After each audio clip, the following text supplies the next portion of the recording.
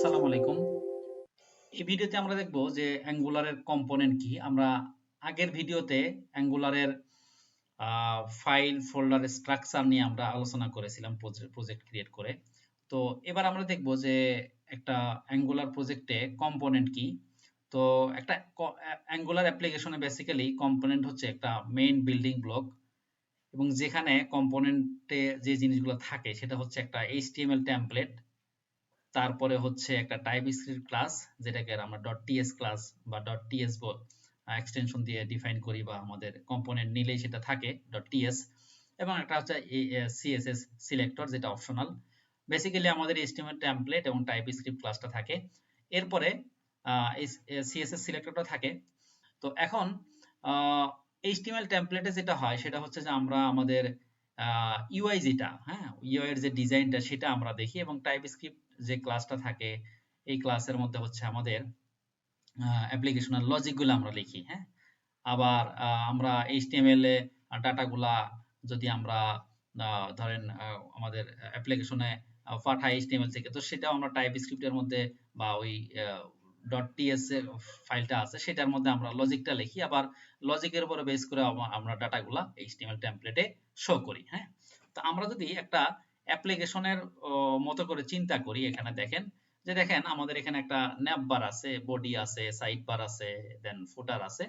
এখন এই যে ন্যাপ বার, এই ন্যাপ বারের জন্য আমরা যদি চাই যে একটা পুরো একটা কম্পোনেন্ট নিলাম, একটা কম্পোনেন্ট, এবং এই হোমের জন্য বা মেইন পেজের জন্য একটা কম্পোনেন্ট, দেন সাইড বার একটা, তারপরে অ্যাড, ফুটার, এগুলোর জন্য আমি প্রত্যেকটার জন্য আলাদা আলাদা করে কম্পোনেন্ট নিলাম। তো প্রত্যেকটা কম্পোনেন্ট যখন আমি নিব তখন আমার কিন্তু আমার অ্যাপ্লিকেশনটাকে ম্যানেজ করা এবং কোডগুলোকে রিউজ করা আমার জন্য সহজ হবে, কোড রিউজ করতে পারবো এবং অ্যাপ্লিকেশনটাকে মেইনটেনেন্স করার জন্য আমার সুবিধা হবে। এবং আমরা যদি চাই যে এখানে আরো কে স্প্লিট করে আমরা একটু আলাদা আলাদা করব, যেমন হোমের জন্য আমরা একটা কম্পোনেন্ট নিলাম, প্রোডাক্টের জন্য একটা কম্পোনেন্ট, দেন অ্যাবাউটের জন্য একটা কম্পোনেন্ট, সার্ভিসের জন্য কম্পোনেন্ট, কন্ট্যাক্টের জন্য কম্পোনেন্ট, তাহলে কিন্তু আমার এখানে কম্পোনেন্ট আরো বেড়ে গেল, এতে করে আমার ম্যানেজ করা কিন্তু আরো সহজ হবে, হ্যাঁ। আচ্ছা, তো এবং এবং এগুলোর কিন্তু একটা রুট কম্পোনেন্ট থাকে, আর একটা অ্যাঙ্গুলার প্রজেক্টে একটা অ্যাপ কম্পোনেন্ট মাস্ট বি, একটা অ্যাপ কম্পোনেন্ট থাকবে, একটা কম্পোনেন্ট থাকবে, এবং হচ্ছে একটা মডিউল, অ্যাপ মডিউল থাকে। তো আমরা যখন প্রজেক্ট ক্রিয়েট করি তখনই আমাদের বেসিক্যালি একটা অ্যাপ কম্পোনেন্ট এবং একটা অ্যাপ মডিউল দিয়ে দেওয়া হয়, এবং আমরা কম্পোনেন্ট যদি চাই তো আমরা নিজেরা আরো তৈরি করতে পারবো। আমরা পরের ভিডিওতে কি আরো কাস্টম কম্পোনেন্ট নিয়ে আমরা আলোচনা করব। তো কম্পোনেন্টের একটা রুট থাকে। আমরা যদি একটু আমাদের পরের স্লাইডে যাই, যেমন একটা অ্যাপ কম্পোনেন্ট থাকে, এবং অ্যাপ কম্পোনেন্টের সাথে কিন্তু এই কম্পোনেন্টগুলো আরো আমরা যদি চাই নিজেরা তৈরি করতে পারি, বাট এটা হচ্ছে রুট, এইগুলার রুট হচ্ছে এটা, আবার এইগুলা হচ্ছে এগুলার রুট হচ্ছে আবার এটা। এভাবে করে আমরা কাস্টম কম্পোনেন্ট আমাদের প্রয়োজনীয় ক্ষেত্রে তৈরি করতে পারি। তো এখন আমি আমাদের আগের ভিডিওর তৈরি করা যে প্রজেক্টটা ছিল, আমি যদি একটু ভিএস কোডটা ওপেন করি, ওই প্রজেক্টে গিয়ে আমরা একটু প্রজেক্টটা রান করব, রান করে আমরা দেখব আসলে আমাদের কম্পোনেন্টের মধ্যে এখানে কি কি জিনিসগুলো আছে। তো আমরা এখান থেকে হচ্ছে আমাদের প্রজেক্টটা, হ্যাঁ প্রজেক্টটা আছে আমাদের। তো এখান থেকে আমি একটু টার্মিনালে যেতে যাচ্ছি, টার্মিনালে যাব। টার্মিনালে গিয়ে আমি এখানে লিখব যে আমরা যদি প্রজেক্টটা ওপেন করতে চাই তাহলে লিখব যে ng serve hyphen hyphen open, তাহলে আমার অটোমেটিক্যালি একটা ব্রাউজারে এটা ইয়েটা হবে, সার্ভারটা ওপেন হয়ে সার্ভারটা রান হয়ে আমার একটা ব্রাউজারে সরাসরি ওপেন হয়ে যাবে, ডিফল্ট ব্রাউজারে। তো আমরা বাই ডিফল্ট যে প্রজেক্টটা ছিল সেটাই দেখতে পাচ্ছি, এখানে কিন্তু আমরা কোনো কিছু করি না, এখানে আরো কোড, এটার জন্য যে ডিজাইনটা সেটা আছে ভিতরে, সেটা আমরা এখন দেখতে যাচ্ছি না, বাট আমরা দেখবো যে আসলে এটা কোথা থেকে কিভাবে আসতেছে। আমরা একটু যদি আমাদের কোডের স্ট্রাকচারে যাই, তাহলে এখানে প্রথমে একটা ফোল্ডার দেখতে পারবো যে অ্যাপ ফোল্ডার। এই অ্যাপ ফোল্ডারের মধ্যে দেখেন যে app component dot HTML, app component dot CSS, app component dot spec dot TS, এটা হচ্ছে বেসিক্যালি টেস্টিং এর জন্য। আর অ্যাপ কম্পোনেন্ট ডট টিএস, এইটাই হচ্ছে আমাদের লজিক্যাল পার্টের যে ইয়েটা, কম্পোনেন্টটা, সেটা ডট টিএস। তারপরে আমরা যদি একটু এইচটিএমএল এ যাই, অ্যাপ কম্পোনেন্ট ডট এইচটিএমএল, তাহলে দেখেন এইখানে কিন্তু আমাদের এই ডিজাইনের এই কাজগুলো কিন্তু করা আছে, হ্যাঁ। আচ্ছা গেল।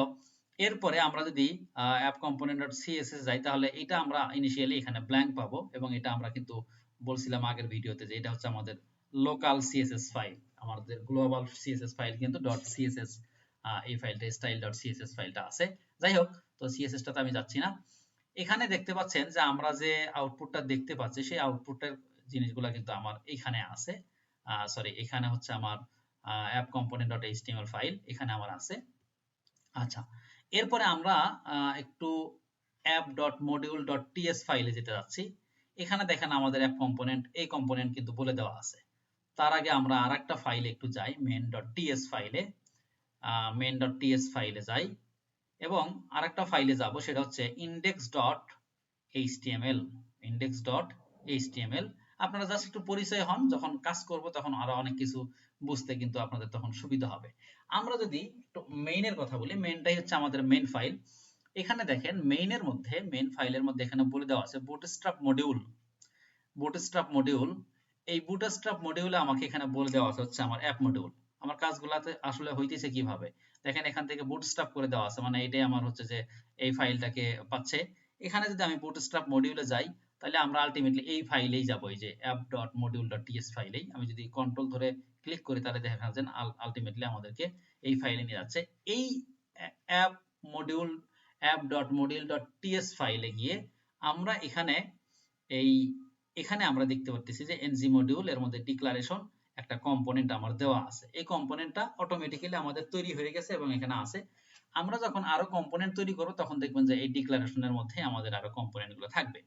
তো যাই হোক, সেটা পরে হবে। এখন এখানে দেখেন, এখানে বুটস্ট্র্যাপ করা আছে, এই বুটস্ট্র্যাপ করা আছে হচ্ছে আমার আবার অ্যাপ কম্পোনেন্ট। এখানে যদি আপনি যান তাহলে দেখবেন যে অ্যাপ component.ts ফাইলটাকে সে নিয়ে যাবে। অ্যাপ component.ts ফাইল যেটা আমাদের এই ফোল্ডারের মধ্যেই ছিল, এই অ্যাপ ফোল্ডার, অ্যাপ যে ফোল্ডার ছিল এই ফোল্ডারের মধ্যে কিন্তু এটা আছে। এটা আমি সরাসরি এইভাবে ওপেন করলেও করতে পারতাম, বাট আমি চাচ্ছিলাম যে একটার সাথে কানেকশনটা কিভাবে আসতেছে সেই জিনিসটাই দেখার জন্য এই জন্য আমি এখানে কন্ট্রোল ধরে ক্লিক করলাম। দেখেন আলটিমেটলি এই ফাইলে আসতেছে। এখানে এসে দেখেন বলে দেওয়া আছে অ্যাপ কম্পোনেন্ট, তার মানে কি এখানে আমার অ্যাপ কম্পোনেন্ট বলা ছিল। তাহলে আমি এখানে আসলাম, এখানে আসার পরে এই @কম্পোনেন্ট, এই ডেকোরেটরটা এখানে দেখেন, এটা হচ্ছে আমার একটা মানে কম্পোনেন্ট, এটা একটা ক্লাস। এখানে বলে দেওয়া আছে selector app root, selector app root, এবং এখানে বলে দেওয়া আছে যে টেমপ্লেট ইউআরএল, এই ইউআরএল এর মধ্যে এখানে বলে দেওয়া আছে component.appcomponent.html ফাইল, এবং স্টাইল যদি করতে চান তাহলে appcomponent.css, এটা অপশনাল। তার মানে সহজ কথাই হচ্ছে যে আমরা যখন আমাদের ফাইলটাকে রান করতেছি আলটিমেটলি কিন্তু আমার এই app.component.html ফাইলটাকে এখানে দেখানো হচ্ছে, এখানে দেখানো হচ্ছে। আচ্ছা, এখন আসি যে app.component.html ফাইল আমরা যদি চাই যে এটাকে মানে পরিষ্কার করে দিব, সেটা করতে পারবো, সেটাতে আমি পরে আসতেছি। আরেকটা ফাইল একটু আপনাদেরকে নিয়ে যাই, সেটা হচ্ছে index.html ফাইল। এই index.html ফাইলে গিয়ে এখানে দেখতে পাচ্ছেন যে app-root যদি আপনি যান তাহলে আপনি এখন গিয়ে দেখেন যে এই app component.ts ফাইলের মধ্যে এখানে app root লেখা আছে কিনা। আমরা জানি যে এটা একটা কম্পোনেন্ট বেস আমাদের অ্যাপ্লিকেশন, সিঙ্গেল পেজ অ্যাপ্লিকেশন। আমার যত HTML ফাইল যত কিছু থাকবে সমস্ত কিছু কিন্তু আমার একটা HTML থেকেই রান হবে, মানে শো করবে যে একটা HTML ফাইল আমার একটা এইখান থেকে কিন্তু হবে। তার মানে আমি যখন অ্যাপ্লিকেশনগুলো রান করি বা আমি যখন কোনো অ্যাঙ্গুলার দিয়ে অ্যাপ্লিকেশন তৈরি করি তখন কিন্তু আমার প্রত্যেকটা পেজ আলাদা আলাদাভাবে লোড হয় না, আমার লোড কিন্তু এই index.html ফাইল যেটা এটাই কিন্তু বারবার লোড হবে। ঠিক আছে, তো এই জায়গা থেকে এইটাই কিন্তু একটা ফাইলে কিন্তু লোড হচ্ছে বারবার আমার, মানে আমরা যখন পেজে ক্লিক করে দেখবেন যে অ্যাঙ্গুলার পেজগুলো, সিঙ্গেল পেজ কোনগুলোকে বলা হয়, মানে আপনার পেজ পুরা পেজটা রিলোড হবে না, শুধু পেজটা আমাকে দেখাবে কিন্তু আমার ওই যে রিফ্রেশ হবে না। তো কারণ কি, আমার হচ্ছে যে এটা হচ্ছে আমার একটা HTML ফাইল থেকেই সমস্ত জিনিসগুলা এখান থেকে কানেক্টেড, index.html ফাইল একটাই থাকবে। আচ্ছা, এখন আমরা যদি একটু চাই যে এই app.component.html ফাইলটা একটু আমরা পরিষ্কার করে দিচ্ছি, এটা ক্লিন করলাম, ক্লিন করে আমরা চাচ্ছি যে এখানে গিয়ে আমরা বলবো যে দিস ইজ অ্যাপ কম্পোনেন্ট। আপনাদের হয়তো একটু বুঝতে কঠিন হলেও আস্তে আস্তে দেখবেন যে যখন টিউটোরিয়ালগুলো কন্টিনিউ করবেন তখন কিন্তু সহজ মনে হবে। কম্পোনেন্ট আমরা এটা বললাম। এটা বলে আমরা যদি আবার এটা কন্ট্রোল এস দেই তাহলে দেখবো যে আমার এখানে রিফ্রেশ হয়ে আমার দিস ইজ অ্যাপ কম্পোনেন্ট। আচ্ছা, এখন আমি যদি চাই যে এখানে আরো কম্পোনেন্ট নিব তাহলে সেই কম্পোনেন্ট কিন্তু আমি নিতে পারবো। এটা জাস্ট প্রসঙ্গক্রমে আমি একটা কম্পোনেন্ট নিয়ে আপনাদেরকে দেখাচ্ছি। আমি কাস্টম কম্পোনেন্ট নিয়ে কিন্তু আমি পরে আরো ভিডিও বানাবো। এখন আমি চাচ্ছি যে আর একটা কম্পোনেন্ট তৈরি করব। সাপোজ আমি এখানে গিয়ে এখান থেকে আর একটা কম্পোনেন্ট করব। তাহলে আমি টার্মিনালে যাই। টার্মিনালে গিয়ে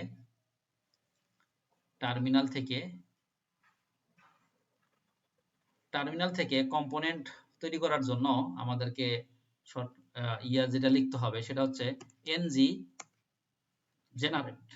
জেনারেট। আপনাকে অনেক কষ্ট করতে হবে না, আপনার জন্য সহজ করে দেওয়া হয়েছে। ng জেনারেটের জি, কম্পোনেন্টের সি, দেন স্পেস এখানে বলবেন যে কম্পোনেন্টের নাম। আমি সাপোজ কম্পোনেন্টের নাম দিচ্ছি রেজিস্টার। তার আগে আমরা আরেকটা জিনিস আমি ভুলে গেছি, এখানে একটু দেখে আসবেন যে এই যে আমার কম্পোনেন্টটা আছে অ্যাপ কম্পোনেন্ট, এখানে কিন্তু ডিক্লারেশনের মধ্যে শুধুমাত্র অ্যাপ কম্পোনেন্ট আছে, দেখেন একটু খেয়াল করে রাখবেন। এবং এই অ্যাপ কম্পোনেন্টটা কিন্তু এখানে অটোমেটিক্যালি ইম্পোর্ট করা আছে। তো আমরা এই অবস্থায় এখন তাহলে কি করলাম, ngc রেজিস্টার। এখন যদি আমি এই অবস্থায় এন্টার দেই তাহলে রেজিস্টার নামে আমার একটা ফোল্ডার তৈরি হবে। এর মধ্যে রেজিস্টার নাম দিয়ে আমার কম্পোনেন্ট ফাইল তৈরি হবে। ts file, html file, css file, spec.ts enter দিলাম। খেয়াল করবেন, দেখেন সাথে সাথে এই যে অ্যাপ module.ts ফাইলের মধ্যে কিন্তু আমার রেজিস্টার কম্পোনেন্ট এটা কিন্তু এখানে ডিক্লারেশনের মধ্যে চলে আসছে এবং সাথে সাথে এটা কিন্তু ইম্পোর্টও হয়ে গেছে। এটা কিন্তু হবে, আপনি যদি এটা তুলে দেন তাহলে কিন্তু হবে না। যাই হোক, সরি। এখন আমরা একটু আমাদের ফোল্ডারে যাই, এখানে দেখি যে দেখেন এই যে অ্যাপের ভিতরে, অ্যাপ ফোল্ডারের ভিতরে আমি যেহেতু এটা ক্লিক করে তারপরে টার্মিনালে গিয়েছিলাম, তার মানে এটার মধ্যে আমার তৈরি হয়ে গেছে। এখন এই রেজিস্টার ফোল্ডারের মধ্যে দেখেন আমার কয়েকটা ফাইল হয়ে গেছে। Register dot component dot TS file, register dot component dot HTML file, register dot component dot CSS file, spec TS. এটা নিয়ে আমরা আলোচনা করতেছি না। এখন আমার রেজিস্টার ফাইলের মধ্যে কিন্তু কিছু নাই, একটু আমরা একটু খেয়াল করে দেখে আসি যে আমার রেজিস্টার ফাইলটা একটু খেয়াল করে আসি। এখান থেকে মেইনটা আমি কেটে দিচ্ছি, রেজিস্টার এই সিএসএসটাও ফেলে দিচ্ছি। আমি যেতে যাচ্ছি হচ্ছে রেজিস্টার ডট কম্পোনেন্ট, এখানে লেখা আছে রেজিস্টার ওয়ার্কস এবং এখানে আমার কিন্তু এখানেই আমার রেজিস্টার ওয়ার্ক লেখা আছে। এখানে কিন্তু আমার এই জিনিসগুলো দেখেন, এই register dot component dot T S ফাইলের মধ্যে এইখানে গিয়ে আবার কিন্তু লেখা আছে টেমপ্লেট ইউআরএল। এই ইউআরএল এর মধ্যে বলে দেওয়া আছে component dot register component dot HTML. তার মানে এ হচ্ছে এই রেজিস্টার কম্পোনেন্ট ডট এইচটিএমএল ফাইলটাকে পাবে, ঠিক আছে। আচ্ছা, আর এখানে বলে দেওয়া আছে অ্যাপ হাইফেন রেজিস্টার, এই সিলেক্টরটা।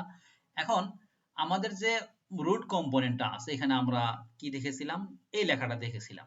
আমি যদি চাই যে এই কম্পোনেন্টের সাথে সাথে আমি রেজিস্টার কম্পোনেন্টের ডাটাটাও দেখতে চাই, তাহলে আমি যেটা করব, এই ইনিশিয়ালি আমরা এখানে যেটা করব সেটা হচ্ছে যে এখানে গিয়ে আমি বলবো যে রেজিস্টার অ্যাপ রেজিস্টার, এখানে আমি যে জাস্ট সিলেক্ট করে দিলাম। এটা দেওয়ার কারণে এখন আমরা দেখব যে আমাদের এই রেজিস্টার কম্পোনেন্টের মধ্যে কি লেখা আছে, রেজিস্টার ওয়ার্কস, এই লেখাটা কিন্তু আমার এখানে চলে আসবে। তার মানে দেখেন আমার রুট কম্পোনেন্টের সাথে কিন্তু আমি অন্যান্য কম্পোনেন্টগুলো এখানে দেখাতে পারতেছি। এখন আমি এখানে যত ডিজাইন করার প্রয়োজন হবে, এই রেজিস্টার কম্পোনেন্টের মধ্যে যত ডিজাইন করার প্রয়োজন হবে এই সমস্ত ডিজাইনগুলো আমি এখানে করব। সাপোজ আমি এখানে একটা ইউএল তৈরি করি, ইউএল এর মধ্যে সাপোজ আমি এলআই তৈরি করি, এলআই এর মধ্যে সাপোজ আমি তৈরি করি হোম। সাপোজ একটা হোম দিলাম, এটা দিলাম আমি, এটা দিলাম সাপোজ অ্যাবাউট আস দিলাম আর কি। তাহলে দেখেন আমার এই ডিজাইনটা কিন্তু এখানে আসবে। এই যে আমি যদি ভিতরে অ্যাঙ্কর ট্যাগ কিছু দেই নাই, বাট আমি এখানে শুধু একটা লিস্ট তৈরি করছি। তো এইভাবে হচ্ছে আমাদের কম্পোনেন্টগুলা আমরা তৈরি করতে পারি এবং কম্পোনেন্টগুলো এখানে ডাটাগুলো এখানে শো করতে পারি। আমরা পরবর্তীতে আরো কাস্টম কম্পোনেন্ট আরো কম্পোনেন্ট তৈরি করে কিভাবে কাজ করতে হয় সেটা আমরা দেখব। আমার এই ভিডিওটা অনেকটা লম্বা হয়ে গেছে, তো পরের ভিডিওতে আমরা আরো আমাদের যে টপিকসগুলো আছে সেগুলো আলোচনা করব।